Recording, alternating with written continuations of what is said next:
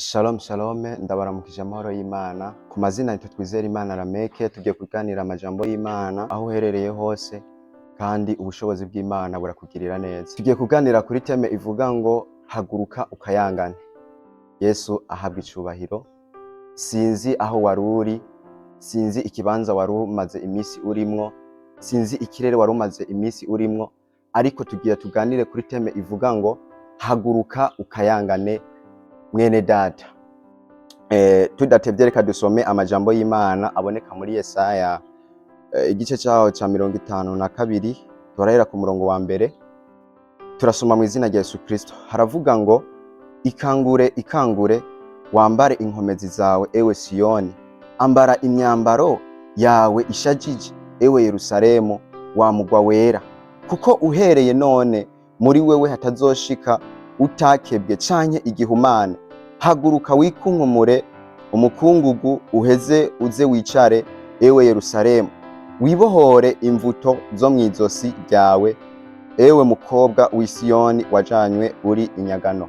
Yesu ahabwa icubahiro. Ijambo ry'Imana ritwereka ko umuntu niyo yoba yaragendeye mu bintu bidahimbara Imana, ariko akaba mu gusenga akigarura agasenga Imana, Imana nayo iramwakira ikumva ugusenga kwiwe.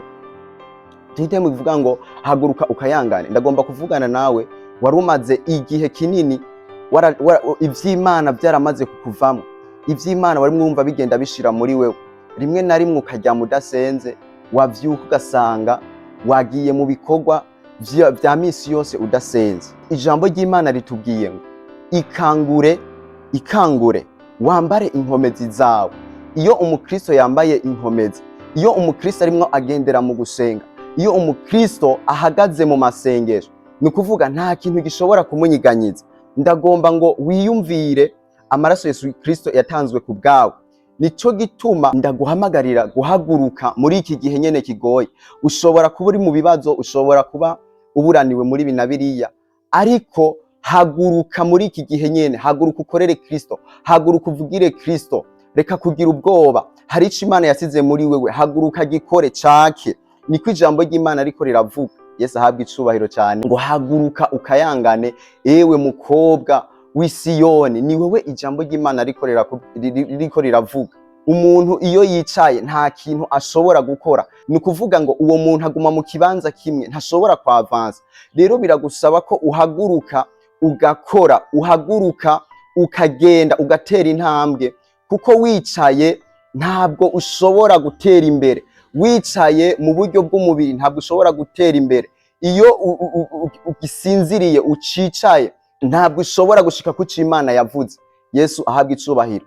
Ndagomba kuvugana na wewe, hari ico Imana yakubwiye. Birashoboka ko hari ico Imana yavuganye nawe, ariko uracari mu rutonde rw'Imana canke watwawe akayombekera.